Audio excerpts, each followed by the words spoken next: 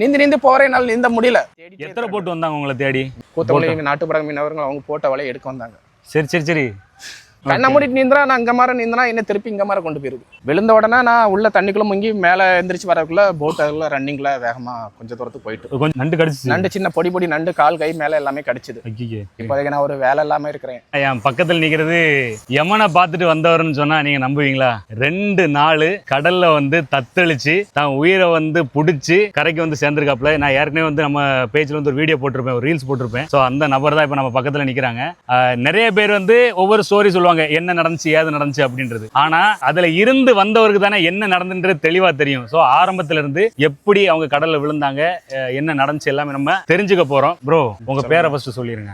என்னோட பேரு சிவமுருகன், என்னோட ஊரு செட்டிக்குளம். ஓகே. அன்னைக்கு என்ன நடந்துச்சு, எப்படி நீங்க கடல்ல விழுந்தீங்க? என்ன நடந்தா, நாங்க வழக்கம் போல கன்னியாகுமரி சின்னமட்டம் துறைமுகத்துல இருந்து மீன் பிடிக்க போனோம். மீனெல்லாம் பிடிச்சிட்டு திரும்ப கரைக்கு ஒரு 6 மணிக்கு மீனெல்லாம் பிடிச்சிட்டு கரைக்கு திரும்ப வரச்சுல ஒரு 7 மணி 7:15 போல இருக்கும்.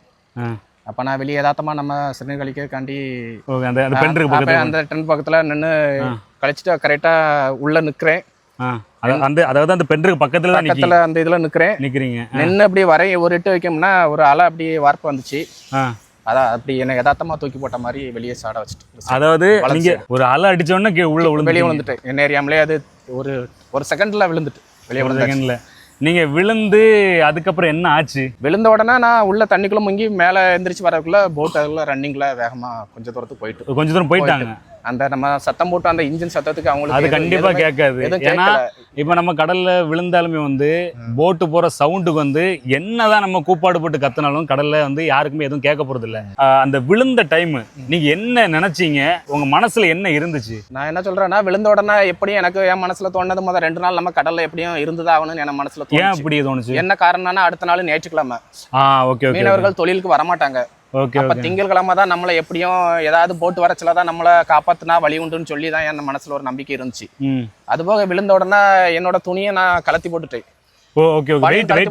ஏன்னா பனியன் நல்லா திக்னஸ் வெயிட் ஏறிட்டு என்னால நீந்த முடியல. அதனால பனியன் போட்டு ஒரு டவுசரோட மட்டும் இருந்தேன். அப்புறம் இருந்த உடனே நைட்டு மறுபடியும் அவங்க ஒரு 10 நிமிஷத்துல என்ன தேடி வந்திருக்காங்க. அந்த லைன்ல தேடி வரச்சுல பார்த்தா என்ன அந்த அலை அப்படியே அடிச்சு ஒரு 1 கிலோமீட்டர் 2 கிலோமீட்டர் அங்க தள்ளி கொண்டு போயாச்சு. அவங்க தேடுறது எனக்கு தெரியுது, என் கண்ணு முன்னாடி தேடிட்டு இருக்காங்க. அதாவது நீங்க கிடக்கிற இடத்துல இருந்து உங்க பார்வைக்கு தெரியுது போட் என்னோட அந்த போட் தெரியும். கூப்பிட்டாலும் அந்த சத்தத்துக்கு காத்து கேட்காது. பக்கத்துல இருந்தாலே அந்த இன்ஜின் சவுண்டுக்கு போட்டோட இன்ஜின் சவுண்ட் அவ்வளவு இதா ஹெவியா இருக்குது. சரி. ஏன்னா அந்த போட்டு இருக்குன்னு சொல்லி நானும் நீந்தி பக்கத்துல போக பாக்குறேன். என்னால எவ்வளவுதான் நீந்தினாலும் நீந்த முடியல. என்ன காரணம், அந்த அலை அடிச்சு என்ன பின்னாடி தள்ளிட்டே இருக்குது. பக்கத்துல போக முடியல.